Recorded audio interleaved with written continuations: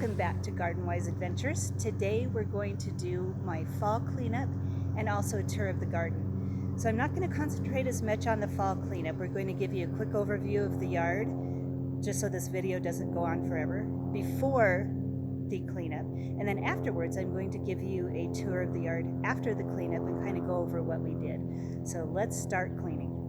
I'm hoping the light isn't too bad. I've just got to do these videos in the time frames that I can get them, and sometimes the light isn't the best.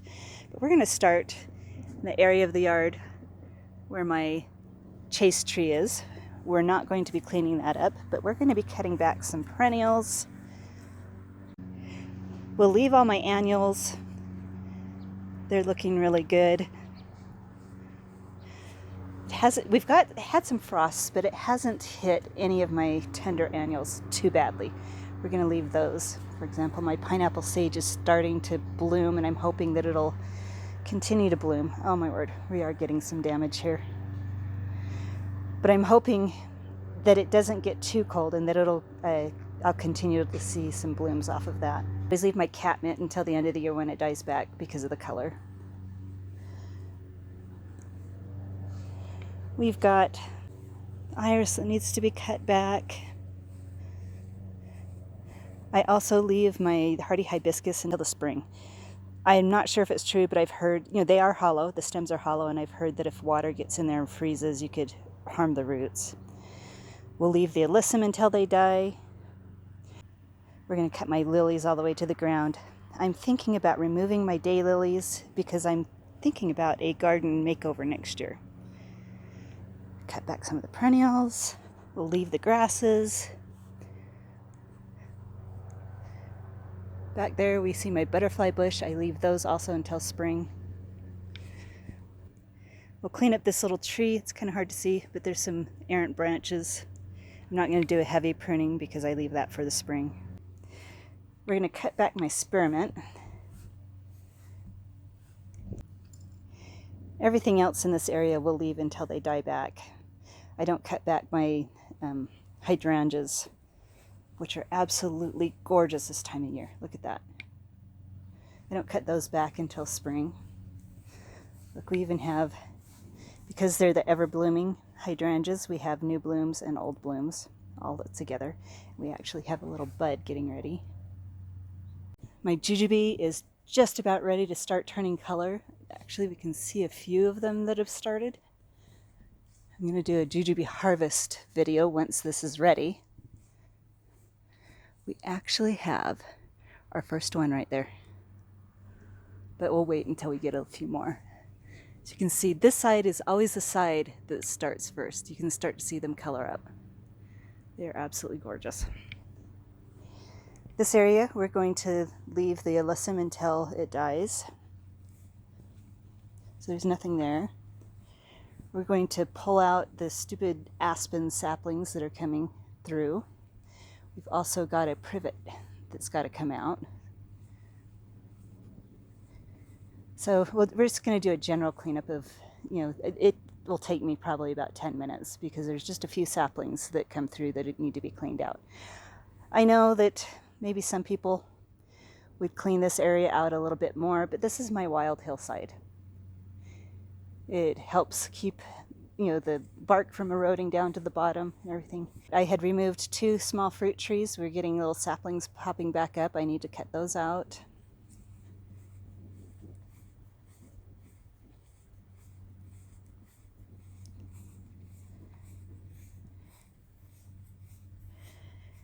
We'll cut back the oregano, leave the catmint, never have to do anything with my sage. I'll probably wait until I rake up the leaves to cut back my winter savory, but I will cut back the yarrow. We're going to take my painted daisies to the ground. And then I've shown you before my wildness of the garden, and this area will be cleaned up too. We're going to take the grapevines and we're going to cut back all the runners so that they're nice and tidy. And I'm thinking, I've got to spray my raspberries. They've had cane borer so badly I did not get any fruit off of them this year. I may either dig them out. I don't know. I've got to decide on that one. So we're going to start on the cleanup.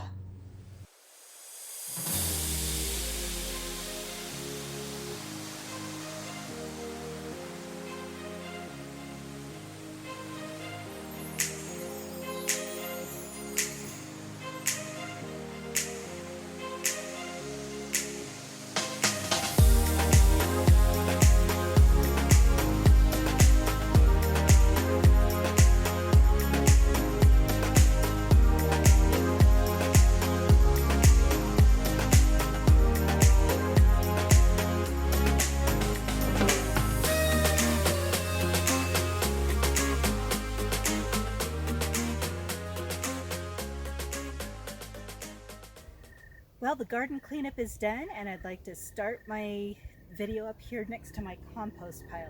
Let's go look and see what changes have been made. So we spent a lot of time up here cleaning up the area around my fruit trees. And I did have a wonderful discovery.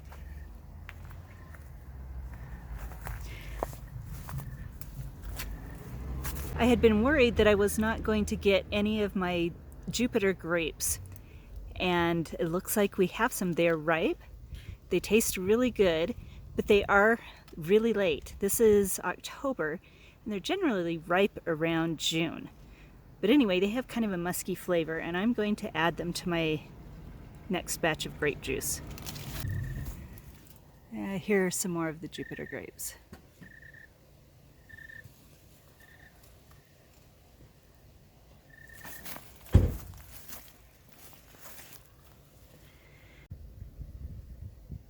Now we have a lot of parsley that's still going, and I left one lone parsley that's going to seed so that we can have some more next year. My hill is looking beautiful. I really love this hill. I've got to figure out what to do about my aspen trees. They have got to go. They're starting to get diseased, they're starting to be stressed, and they're going to be exceedingly difficult to remove, so we'll figure that out eventually. I'd love to put ginkgos on this hill instead. We also have my little lone fig, as I told you in June. I always worry that it's not going to come out, but it does eventually, and it gets about that tall, never has any fruit. So when I redo my front yard, I've got a perfect spot to try another fig. My garden area has been cleaned out. It's doing a lot better now. There's a few things that I left that we'll go over. But I am not going to be trying tomatoes in this area again. I usually rotate tomatoes between several of these garden beds, so they don't grow in the same place each time. But this bed has never done well. This year the peach tree got too heavy and came down on top of it. And I think it just doesn't get enough water up here. So we're going to change that out starting next year.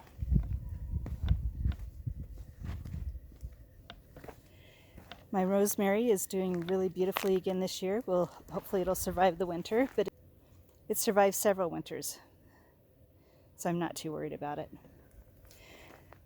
One of my plants that I was really excited about in early spring was my artichoke. It came up, but it did not give me any artichokes. So I'm going to give it one more chance next year, and then I think I'm going to start treating them as annuals if I don't get artichoke heads next year. Cut back all my chives, my salad burnet, which every single year I want to get rid of. But at the end of the year, I'm like, well, I've enjoyed it, so I'll just keep it. You have to cut it back 5 or 6 times a year to keep it from reseeding all over the place. And it's one of those things that I don't want reseeding. Thyme is looking great. We've got some new little plants that we can transplant other places. We've got Swenson red grapes. Here's my Swenson red grapes. They are ready to harvest. They finally taste really good. I'm going to be making some more juice. We'll combine those with my little tiny 3-year-old Concord that is almost ripe. We'll get some good juice there. I left my cherry tomatoes because they have not been hit by the frost yet. I'm going to harvest as much as I can because on Wednesday it looks like we're going to get to about 26 degrees and then they'll be toast. That'll be the end of them. I'm going to have to harvest my stevia. There's my stevia on Tuesday. because once the frost hits, it will be gone too. They're just about perfectly ready to be harvested and dried. I left one cosmos because I think they're gloriously beautiful, but it is also going to be hit by the frost. And I hate the end of the year because you know things are going to be going away. But it gives, you start thinking about the next year. So I did cut back my yarrow and left my summer savory. I'm going to deal with my raspberries later. I still haven't decided what to do with those. I cleaned up this area a little bit with those gloriously beautiful hydrangeas. These are the endless summer hydrangeas that don't normally do really well in Utah, but these have done beautifully.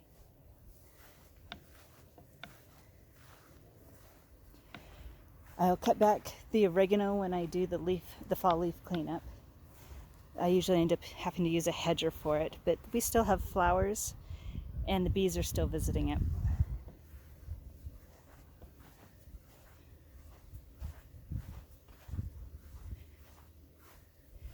We have a few apples left that I'm going to harvest. This is my September Wonder Fuji. Got a few of those apples left. My pear is already starting to change color. It gave me a lot of really delicious pears this year. And then we've got just a few of the Jonah Gold apples left to harvest. I did not get to this side of the yard. I'll be removing all these little tree saplings when I do the leaf cleanup. And my Dapple Dandy Pluot, it's another one of those that is really, really late. They're still really hard. I tasted a couple and they're just about ripe. Hopefully they ripen before they freeze. I'll probably just pick them on Tuesday and see if I can get them to ripen on the counter. But those are really good. I love Dapple Dandy Pluots. We did not clean up this area of the garden. We still have several saplings up by the fence line that have got to be cleaned. Just pulled out.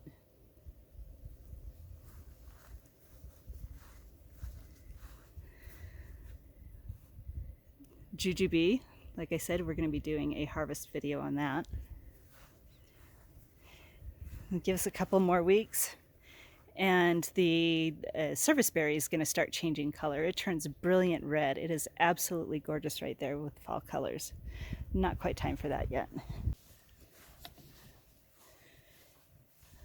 We got this area of my yard cleaned up. It's going to be fun to see what ends up happening with this next year. We'll see if I can get the energy and the money to redo everything. My lavenders are huge. They definitely need to be replaced. All my daylilies, I really don't like how they've turned out and they've got to go.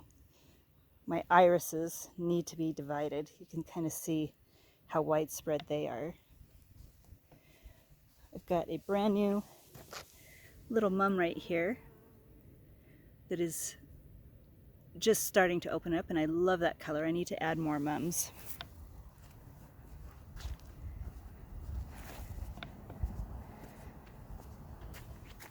Right here, I did not pull out, I don't know if you can see them, but I have a lot of little baby lavenders that have reseeded themselves. I'm going to use those, and I've got several more over here. I'm going to use these to transplant and replace the larger lavenders that I'm going to take out. You can kind of see how huge my beds of iris are. My Autumn Jubilee 9-bark is showing its glorious colors. If you remember the last video, I'll link that last video for you. But it was a lot more green than it is now.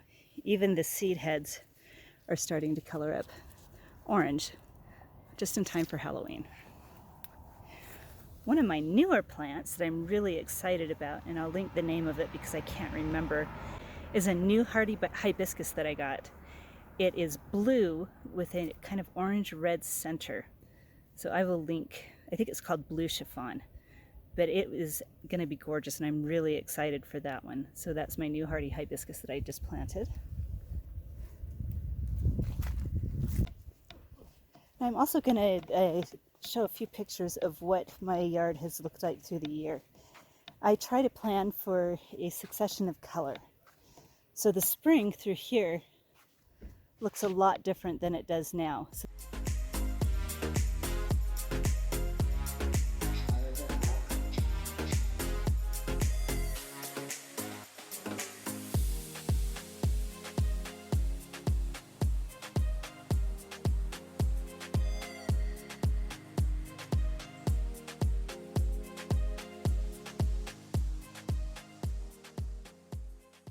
The spring has different showpieces than the summer. In the fall, it's more the grass textures and the blues of my spruce. So every season, I hope to have more color. I'm going to add more mums so that we can have more of the fall color. We did already add my yellow mums here. We've got another brand new mum that is more orangey that has not bloomed yet, but we've got a few buds on it. Annuals are still looking beautiful they'll be torn out after the big frost that's coming. But I love the color on this area. Another thing that's just about ready, and we'll do a harvest video on those, are my medlars. Now, they're full size right now. We're just waiting for that hard freeze. The hard freeze seems to just end up ripening them. And it usually ends up being in November, but we're going to have a hard freeze earlier this year, and we'll see what happens with the ripening on those. I know they're ripe when they start to shrivel up and fall off the tree, and then we have to let them sit for several weeks to blet. And then, I'll link my medlar video on here. As I've said, the texture is very off-putting for me, but the flavor is good. So this year I'm going to see if I can tolerate the texture a little bit better and see if we can do something with these. Now, for my snapdragons, I leave those until spring, just like that. They reseed themselves, or sometimes they'll survive the winter. Most of the time they'll reseed themselves. So I have not had to plant snapdragons for about 10 years. They're looking a little bit ragged right now, but that's because it's the end of the season for them. And we'll just let them reseed. We still have a ton of bees on my catmint, so as I said earlier, this is gonna, I'll wait to get this back until after it's, died back to the ground. Another one that I'm gonna be sad to see go is this beautiful lemon verbena. The bees are loving it. I love it. I have it right here by my front door. It smells really good. It's been a good mixture with my pineapple sage. The blooms are absolutely gorgeous, and I'm really sad that it blooms so late in the year, because it just, it ends up getting hit by frost. It's not frost tolerant at all. So you can see right here, we've already had some frost damage. So I'm getting kind of sad. I'm really kind of sad to see these go. We also got this area cleaned up, and as you can see, the Amber Jubilee 9-bark is in its full glory. I absolutely love it. I did cut it back on this side a bit so it's not so much in my neighbor's yard. Hopefully they appreciate that. I hate being a bad neighbor. The last thing I'd like to talk about is my lawn. Earlier today, I had my son go back through and do the final mow. We mowed it a lot shorter than normal in preparation for winter. If you leave your lawn too long over the winter, you leave it open to snow mold and dieback. So cut it as short as you can. I might go over it one more time and cut it a little bit shorter. But as you can see, since he cut it, it's starting to get a little bit gray. We're starting to see a little bit of the footprints left in it. So what I'm going to do is give it another day or two, and then I'm going to give it a good deep watering. I think I'm going to water everything on my property really deeply, just to make sure that it doesn't go into the winter with the roots dry. If you go into winter with the roots dry, then you stand a chance of losing your plants over the winter. My property did not get hit by the rainstorms that came through, so it has not been watered by rain. And I haven't watered it since last week. I watered it once on Saturday, which was the first time that I drought stressed the lawn. It was already the silver color by then. And then, it'll be this Saturday. Well, it'll be probably Tuesday before I water it again. And it's Saturday today. Thank you for coming with me on my garden cleanup and garden tour. I really enjoy sharing what I've been doing here. Hopefully it's helpful to you or enjoyable. But anyway, if you have any questions about fall cleanups, or if you've done a fall cleanup recently, let me know. Until our next video, I hope you have a wonderful garden adventure and get out and do some gardening.